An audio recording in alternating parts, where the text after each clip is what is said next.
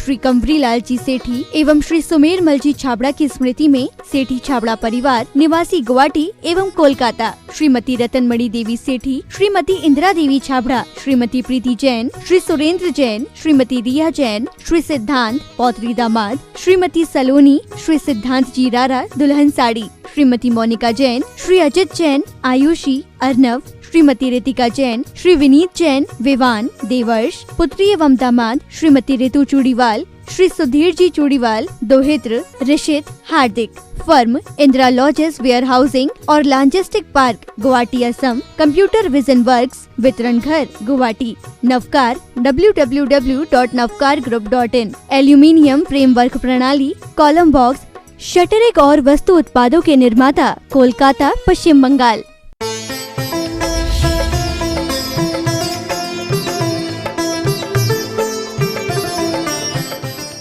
अपने आप में समा गया। अब और क्या मैं बोलूं, क्या बोलूं गुरुवर। अब और आंखें भी मेरी तो बाहर में भले खुली दिखती हैं, लेकिन गुरुवर अब भीतर की आंखें खुल गई, आपने खोल दी हैं। अब किसी को देखने की कोई तमन्ना नहीं, किसी से बोलने की कोई तमन्ना नहीं है। अब और क्या मैं देखूं तुम्हें देखने के बाद, अब और क्या मैं बोलूं खुद से बोलने के बाद। खुद से बोलने के बाद में अब क्या बोलूं, कुछ नहीं बोलना। गुरु ऐसे परीक्षा लेते हैं और शिष्य को उत्तीर्ण कर लेते हैं। हाँ, गुरु ने कहा था तुम्हारी अंतिम परीक्षा में लूँगा, और 3 शिष्य एक साथ उत्तीर्ण हुए। गुरु ने कहा था कि मैं तुम्हारी अंत में जाते जाते परीक्षा लूँगा, और कहा तुम्हारी पढ़ाई हो चुकी है, तुम जा सकते हो। तीनों ने सोचा गुरुजी भूल गए, उन्होंने कहा था जाते जाते समय मैं तुम्हारी परीक्षा लूँगा, भूल गए। चलो अच्छा है, सठिया भी गए हैं गुरु। हाँ, 2 ने इशारा किया, सठिया भी गए, भूल गए होंगे, जाने दो, अच्छी बात है ना। हाँ हाँ, जा सकते हो घर पे। और वो घर की ओर रवाना हुए। गुरुकुल से घर की ओर जा रहे थे, बीच में जंगल पड़ता था। जाते समय पर क्या होता है, जब वह सोचते हैं कि देखो गुरु ने कोई परीक्षा तो ली ही नहीं, भूल ही गए, अच्छा ही हुआ ना, हमें तो छुट्टी मिल गई। जब शाम को विदा कर दिया तो वो रास्ते में जा रहे थे, क्या देखा उन्होंने, जंगल के अंदर एक झाड़ी है और वहाँ पर बहुत सारे कांटे बिखरे हुए हैं। उसी गली से उनको गुजरना है, उसी छोटा सा रास्ता है, सकरा सा, उसी से उनको गुजरना है। पर कैसे गुजरे, झाड़ी है और कांटे बिखरे हुए हैं। एक ने सोचा, अरे गुरुजी क्या सोचते हैं, हाँ क्या सोचते हैं कि वो हमको फेल कर देंगे, इसीलिए उन्होंने कहा था कि जाते जाते समय परीक्षा ले लूँगा, कहीं फेल हो गए तो वापस हमको वहीं रखेंगे, यही सोच रहे थे। अरे आपस में बात कर रहे थे, गुरुजी खुद ही भूल गए, परीक्षा ले ही नहीं पाए। एक ने कहा देखो ये झाड़ी है और कांटे भी बिखरे, क्या करें। अरे मैं तो अभी छलांग लगा करके चला जाऊंगा, बहुत ताकत है मुझ में। और एक ने लगा दी छलांग, पहला छलांग लगा करके चला जाता है। तो दूसरा था, वह दूसरे रास्ते से जाता है, बहुत लंबा रास्ता पार करके फिर जाता है। तीसरा विद्यार्थी था, वो सारे कांटे जो थे उसको अपने दुपट्टे से अलग कर देता है और रास्ता साफ सुथरा कर देता है। आज मैं चलूँगा, कल और भी कोई चलेंगे, सबके लिए यह रास्ता अनुकूल है, शॉर्टकट है, कितना अच्छा होगा। और उसने स्वपरहित के लिए कांटों को साफ कर दिया। जैसे ही साफ किया और रास्ता पार किया, गुरुजी आ गए जहाँ पर तीनों मिले थे। जहाँ तीनों मिले थे वो पार करके वहाँ तक आया और दोनों वहाँ पर आए। गुरुजी ने कहा तुम दोनों की पढ़ाई अभी अधूरी है। पहला वह जिसने की झाड़ी को छलांग लगा करके पार कर लिया था, तुम तो कर गए, लेकिन और लोग कैसे करेंगे। तुमने सिर्फ अपने ही बारे में सोचा, औरों के बारे में नहीं सोचा। और दूसरा, उसने भी अपने ही बारे में सोचा, औरों के बारे में नहीं सोचा। लेकिन तीसरा विद्यार्थी, तुम्हारा अध्ययन पूर्ण हो गया है और तुम उत्तीर्ण हो गए हो, तुम घर जा सकते हो और तुम दोनों की पढ़ाई अविशेष है। गुरु ऐसी परीक्षा करते हैं। सब कुछ भावों के ऊपर डिपेंड करता है। बस भावों की विशुद्धि है और भावों के अंदर स्व पर कल्याण की भावना निहित है तो समझ लेना वही अध्ययन है। इसके सिवा और कोई अध्ययन नहीं। ये किताबों की पढ़ाई कुछ काम नहीं आती है, कुछ काम नहीं आती है, लेकिन जो व्यवहार में हमने पढ़ा है, जीवन को जिया है, विवेक, प्यार, प्रेम, दया, अनुकंपा, करुणा की जो भावना हमारे भीतर में जागी है वो हमारी जिंदगी भर काम में आती है। इसलिए पढ़ाई ऐसी ही करना है जो संस्कारों के साथ में हो। आचार्य भगवान इसी पर ध्यान देते हैं कि जो तुम पढ़ाई कर रहे हो उसके अंदर कुछ ऐसी भी अंदर की किताब भी पढ़ते चले जाना, बाहर की किताबों के साथ साथ में, बाहर के ग्रंथों के साथ में भीतर का निर्ग्रंथ स्वरूप जो आत्मा का है उसे भी पढ़ते चले जाना, तो तुम्हारा जीवन आनंदमय होगा। बस इतना ही कहना चाहती हूँ कि हे गुरुवर, आपने इस वसुंधरा पर जन्म लेकर के अपने जन्म को सार्थक किया। हम भी कुछ ऐसा कर सके कि अपने जन्म को सार्थक कर सके, आपके चरणों का अनुगमन कर सके, अनुसरण कर सके, ऐसी शक्ति हमें भी देना। यही भावना है और इसी भावना से कि हमारे गुरुवर दीर्घायु हों, चिरायु हों और उनकी भावना, हमारी भावना यही है कि गुरुदेव की भावनाएं हमेशा पूर्ण हो और धर्म की प्रभावना जो गुरुदेव कर रहे हैं वो हमेशा होती रहे, वो हमेशा स्वस्थ रहे और चिरायु हो, शतायु हो, ये हमारी भावना है गुरुवर। हम सबकी उम्र आपको लगे, हम वो नहीं कर पाएंगे। आपने जो किया है उसका 100 में से 1 अंश भी हम नहीं कर पाएंगे जो आप करते हैं। आपसे लाखों लाखों जीवों को दिशाबोध मिलता है, इसलिए हमारी उम्र आपको लगे और आप शतायु ही नहीं और भी आगे बढ़े और भव्य जीवों को दिशाबोध देते रहें। हमेशा धर्म की प्रभावना आपके माध्यम से होती रहे, यही हम सद्भावना करते हैं। और आचार्य भगवान ने आशीर्वाद दिया है। कई दिनों से यहाँ के कमेटी के महानुभाव जाते रहे हैं, गुरुदेव का आशीर्वाद मिला और अब यह बहुत बड़ा इनका पुण्य का उदय आया है कि अहमदाबाद में कोई ऐसा स्थान हो जहाँ पर आचार्य गुरुवर श्री विद्यासागर जी महाराज जैसे भी संत आ जाए, अपना पूरा संग लेकर के, जैसे कि कुंडलपुर में गए थे, ऐसा पूरा संग लेकर के आ जाए और वहां पर मंदिर हो, ऐसे संत भवन हो और सबकी आहार चर्या भी वहां पर हो सके एक साथ में, ऐसा कोई तो स्थान होना चाहिए। क्योंकि यहाँ धर्म नगरी है, गुजरात की बहुत ही विख्यात नगरी है, वस्त्र की नगरी है। तो निर्वस्त्र जब साधु आएंगे तो कैसे रहेंगे यहाँ पर? इसके लिए कमेटी के महानुभावों ने कई वर्षों से अपना पुरुषार्थ साधा था। अब वह पुरुषार्थ अपना एक सुखद अंजाम लेने जा रहा है। तारीख 5/11 रविवार को बारेझड़ी में शिलान्यास का कार्यक्रम होने वाला है।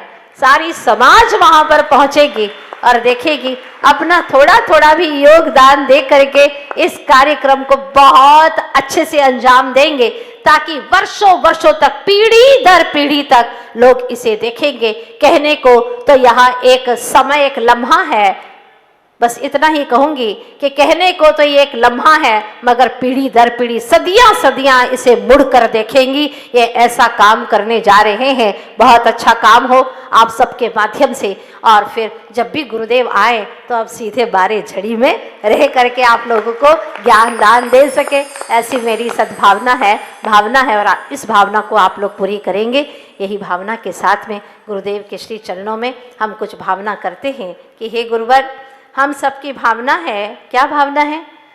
विद्यासागर गुरुवर मेरी सुनिए पुकार, विद्यासागर गुरुवर मेरी सुनिए, अगला जन्म मिले तेरे दरबार, अगला जन्म मिले तेरे दरबार। हाँ, विद्यासागर गुरुवर गाओ, विद्यासागर गुरुवर मेरी सुनिए पुकार, अगला जन्म मिले तेरे दरबार।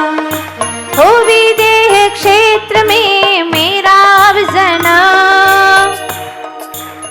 चाहते हो ना? बोलो अच्छे से। एक या दो भव शेष रहे ऐसा करो धर्म, एक या दो भव शेष रहे ऐसा करो धर्म। पालने में सुनने को मिले न मौका, पालने में सुनने को मिले न मौका। अगला जन्म मिले तेरे दरबार, अगला जन्म मिले तेरे दरबार। विद्यासागर गुरुवर मेरी सुनिए पुकार, विद्यासागर गुरुवर मेरी सुन ले पुकार। अगला जन्म मिले तेरे दरबार, अगला जन्म मिले तेरे दरबार। अभी भावना अधूरी है, कल पूरी करने वाले हैं और फिर गुरुदेव के बारे में हम बहुत कुछ सुनने वाले हैं।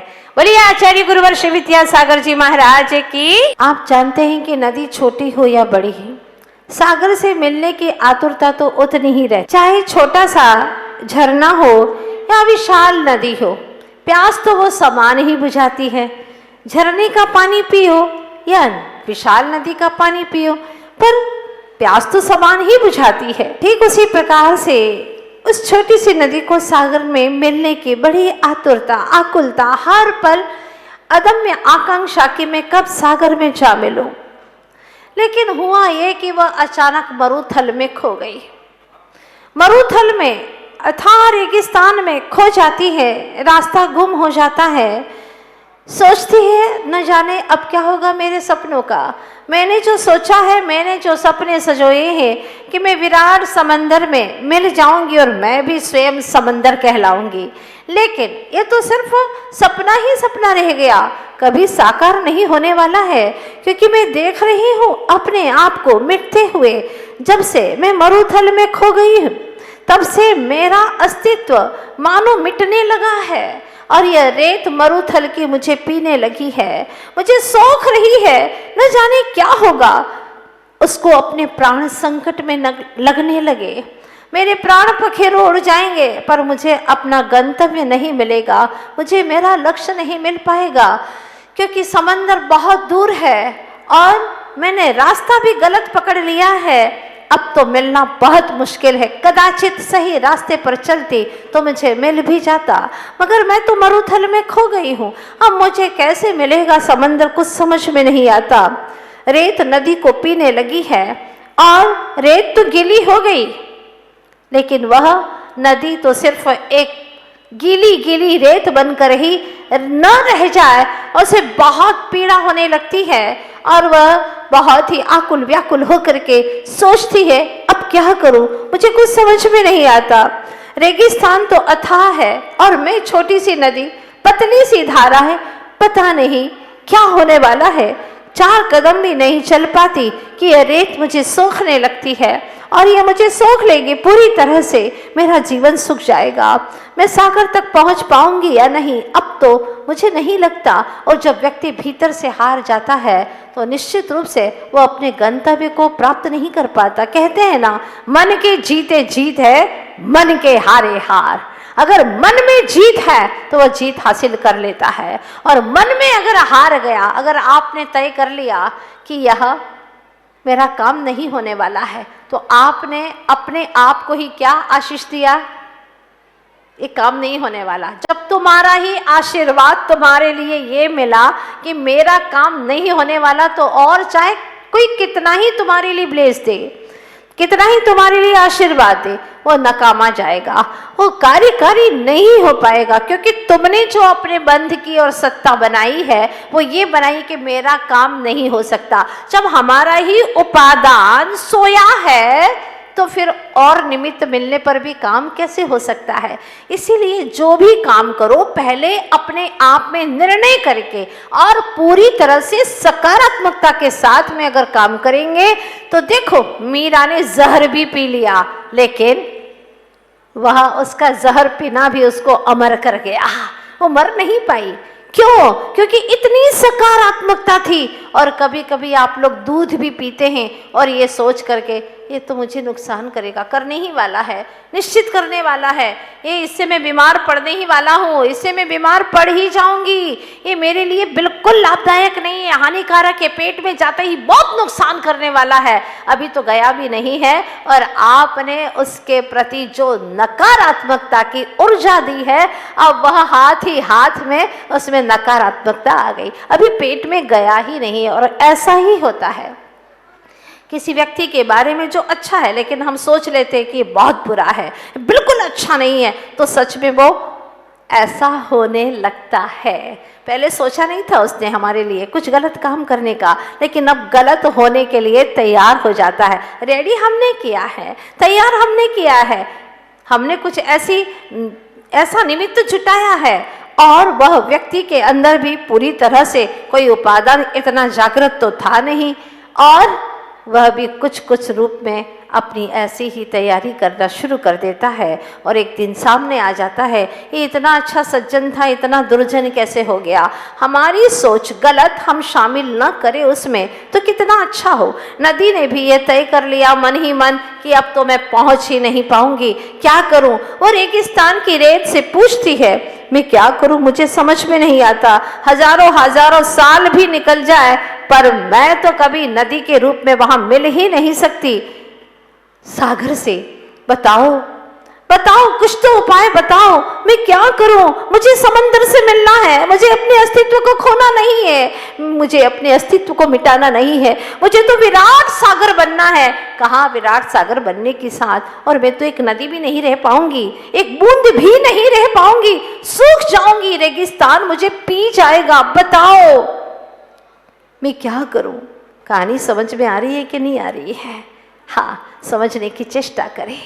तब वह रेत कहती है कि कितने ही साल हो जाए तो एक दलदल के सिवा और ज़्यादा कुछ भी नहीं बन सकती। इस तरह से अगर चलती चली जाएगी तो तुझे कुछ भी हासिल नहीं होगा।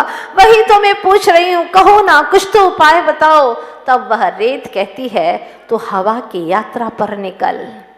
हवा की यात्रा पर निकलेगी तो निश्चित ही तू एक दिन समंदर से मिल जाएगी। लेकिन मैं कैसे निकलूं हवा की यात्रा पर? तप कर वाष्प बन जा, तू तप करके वाष्प बन जा। बिना तपे परमात्मा की सत्ता जागृत नहीं होती। ध्यान रखना, जो सता कर मिलती है उसको सत्ता कहते हैं, और जो तपा कर मिलती है उसको सत्य कहते हैं। अगर सत्य का दर्शन करना है तो तुझे तपना होगा, तुझे तपना होगा। बिना तपे तपसा निर्जरा च। उमा स्वामी महाराज कहते, बिना तपे संवर और कर्मों की निर्जरा नहीं हो सकती, और निर्जरा नहीं होगी तो मोक्ष कैसे होगा। इसीलिए तपना होगा। तप करके वाष्प बन जा, और जब वाष्प बन जाएगी तो हवाओं पर सवार हो जाएगी और तो समंदर में मिल जाएगी। तो वो कहती है नदी, नहीं बाबा, ऐसा मैं नहीं कर सकती। कहीं मैंने तप करके वाष्प बन गई, अपना अस्तित्व खो दिया, और फिर मेरा जो नदी का अस्तित्व है वो तो खो जाएगा, और जब खो गया तो फिर मैं कदाचित समंदर से ना मिल पाई तो क्या होगा। मैं तो यहाँ की भी नहीं रहूंगी, उधर की भी नहीं रहूंगी। तब फिर वह रेत समझाती है, देखो, विशेष पाने के लिए थोड़ा सा तो आपको जोखिम उठाना ही पड़ेगा।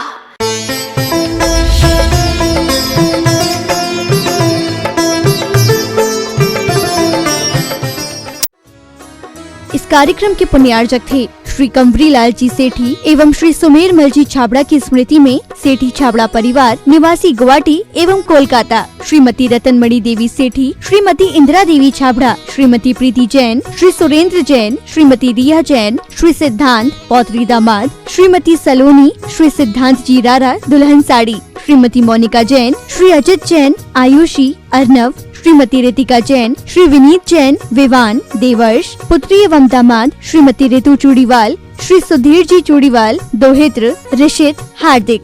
Firm Indira lodges warehousing और logistic park, Guwahati, Assam. Computer vision works, वितरण घर, Guwahati. Navkar www.navkargroup.in। Aluminium framework प्रणाली, कॉलम बॉक्स, शटरिक और वस्तु उत्पादों के निर्माता, कोलकाता, पश्चिम बंगाल।